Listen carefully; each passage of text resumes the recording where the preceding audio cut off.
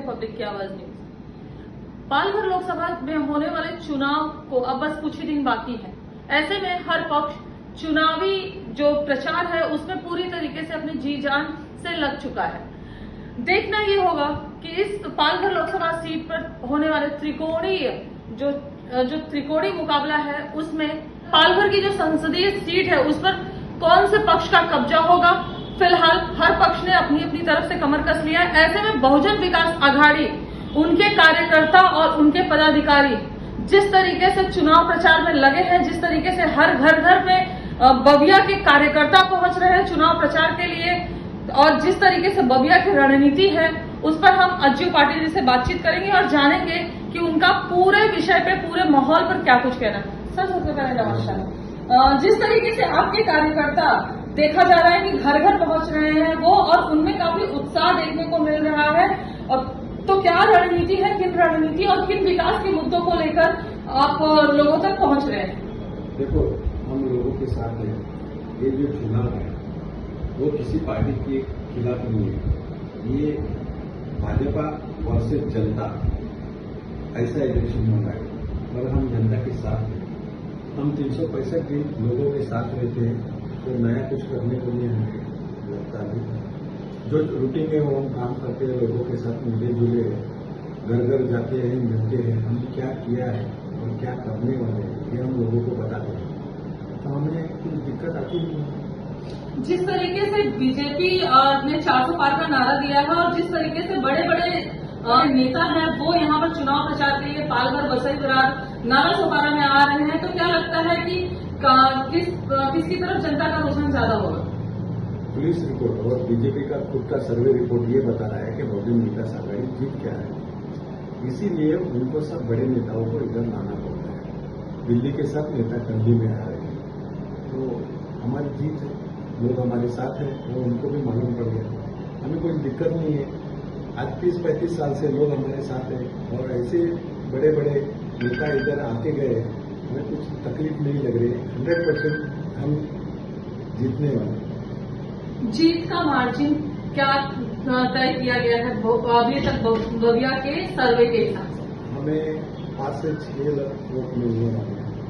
यहाँ पे 21 लाख 40,000 के करीब वोट है। 55% होने वाला है, यानी 11 लाख के आसपास वोटिंग होने वाली है। नोटा और अन्य जो है साथ कैंडिडेट उनको 1 लाख जाएगा, 10 लाख बचेगा।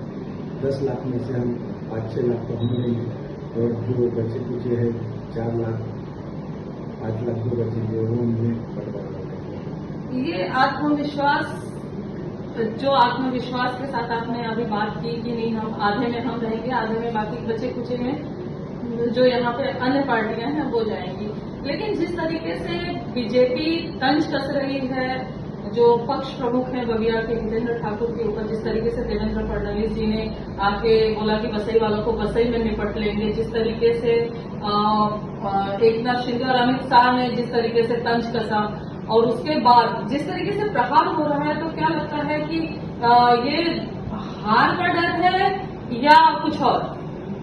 देखो, जिस पेड़ पे फल लगता है उसके ऊपर ही पत्थर मारा जाता है। तो बड़े नेता आके कभी ऐसे स्टेटमेंट करते नहीं, वो नेशनल लेवल पे करते हैं, लेकिन वो हमारे पर कर रहे हैं, यानी वो डर गए हमारे लिए सुनिश्चित है, इसलिए वो एलिगेशन कर रहे हैं, और उनको करने दो। उन्होंने बोला वसई वालों को वसई में निपटाएंगे, यानी वसई के लोगों का ये अपमान है कि वसई वालों को वसई में निपटाएंगे, यानी वसई वाले ने वसई की जनता को नहीं, उनका तो कहा सर हितेंद्र ठाकुर जी की वो किधर बोले? उन्होंने बोला है वसई वाले को तो वसई में निपटाएंगे, उन्होंने हितेंद्र ठाकुर जी का नाम लिया क्या? तो ये वसई की जनता का अपमान।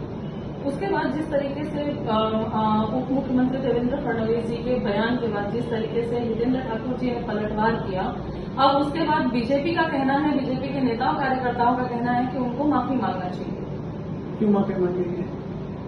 माफी क्यों मांगे? उन्होंने वसई की जनता से माफी मांगनी चाहिए कि भाई सॉरी, हमने आपका अपमान किया है। वो गलत बोले ना, वसई वालों को वसई में निपटाएंगे, यानी क्या करेंगे? अरे इलेक्शन है, हम लड़ेंगे नहीं, हम जनता की तरफ से खड़े। कल यूपी के जो फायर ब्रांड नेता हैं मुख्यमंत्री योगी आदित्यनाथ जी, उनका दौरा है नाला सोपारा में और यहाँ पे उत्तर भारतीय जो वोटर है वो 60% के तकरीबन माने जाते हैं। तो क्या लगता है कि वो उन वोटों को अन्य पार्टियों की तरफ से बीजेपी की तरफ मोड़ने में कामयाब होंगे? देखो, योगी जी आएंगे, अच्छा काम करेगा उनका, मुंबई के बड़े बड़े नेता आते हैं, अच्छा काम करेगा उनका। वहाँ पे यहाँ पे तुम हम सब आए, अपना गांव छोड़ के, अपना घर छोड़ के, अगर ये सब नेता अपने इलाके में अच्छा काम करते थे तो हमारे ऊपर ये दिक्कत नहीं आती थी कि हमको सब छोड़ के यहाँ आना पड़े। तो उसके लिए वही जिम्मेदार है। अगर तुम्हें वैसे ही अगर अच्छा कुछ करना है, डेवलप करना है, तो आप आपका शहर, आपका प्रदेश, आपका गांव अगर अच्छा कर सके तो हमारे पे दिक्कत नहीं आती थी इधर शहर में आने के लिए। तो ठीक है, आने दो, अच्छा है, स्वागत है सबका। जो भी आते हैं वैसे ही हम सबका स्वागत करते हैं। लेकिन इनको इधर की जनता को मालूम है, आपने देखा होगा कि कितने भी राइड्स हुए वैसे भी नहीं हुए, ये इलाके में नहीं हुए, मुंबई में, भिवंडी में, सब जगह ये इलाके में नहीं हुए, यहाँ पे भाईचारा है। और जिन्होंने तकलीफ दी उनके साथ है। और हम सेक्युलर है, 30-35 साल से ये जो है उनके साथ कभी हमने युति नहीं किए, उनके साथ हमने चुनाव नहीं लड़ाए। हम तो सेक्युलर है, हम अपने बलबूते पे लड़ते हैं। एक आखिरी सवाल, ये जो त्रिकोणीय मुकाबला है बीजेपी, शिवसेना, उबाटा और बविया, तीनों लोगों की लड़ाई इक्वल मानी जा रही है, तो बविया को आप कितने नंबर पे देखते हैं? नहीं, इक्वल नहीं है, हम एक नंबर पे। आपने देखा होगा उबाटा के सब कार्यकर्ता घर पे बैठे हैं, कुछ नहीं कर रहे, सिर्फ हमारे वोट काटने के लिए वसई में दौड़ रहे हैं और कुछ नहीं। वसई में दौड़ रहे हैं, उन्होंने बोला है वसई के लोगों को वसई में निपटाएंगे, नहीं क्या उधर उन्होंने उनका सेटलमेंट हो गया है उबाटा और बीजेपी का। आप ऐसा बोल रहे हो कि बीजेपी और उबाटा का सेटलमेंट हुआ है? उस दिन महाराष्ट्र के जो पूर्व मुख्यमंत्री थे, ये अपना उद्धव ठाकरे जी, वो आए थे, उन्होंने बोला कि बविया बीजेपी के साथ मिली हुई है। अरे 30-35 साल में वो एक साथ है, उनका संसार एक साथ चालू था, हमारा था क्या नहीं।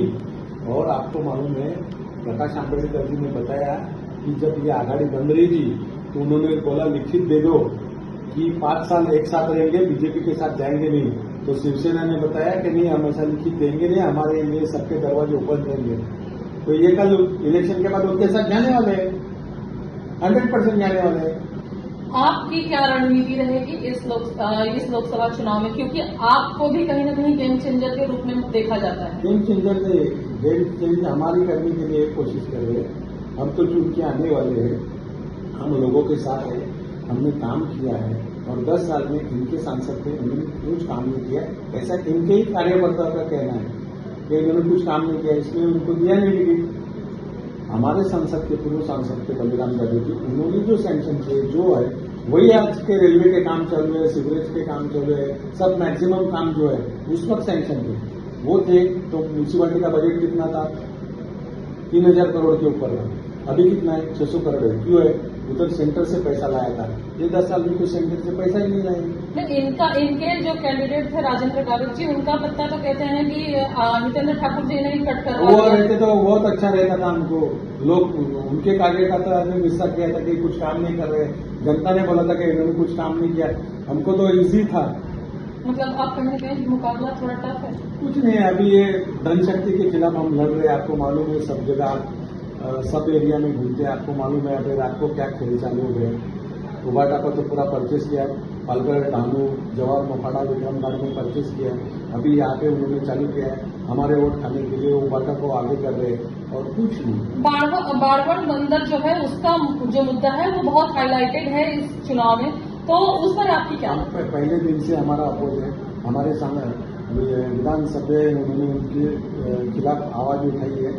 हर मीटिंग में लोकनेता हितेंद्र ठाकुर जी ने मीटिंग आवाज उठाई थी, जिसमें से किसी ने नहीं बोला। शिवसेना ने उनको समर्थन दिया था, उनके फाइनेंस मिनिस्टर ने समर्थन दिया था, उनको एनओसी जो एनवायरमेंट मिनिस्टर उनके लड़के थे आदित्य ठाकरे जी, उन्होंने दिया है। तो उनके कार्यकाल में वो सैंक्शन हुआ है। हमारा तो अपोज है, रहेगा और आगे भी रहेगा।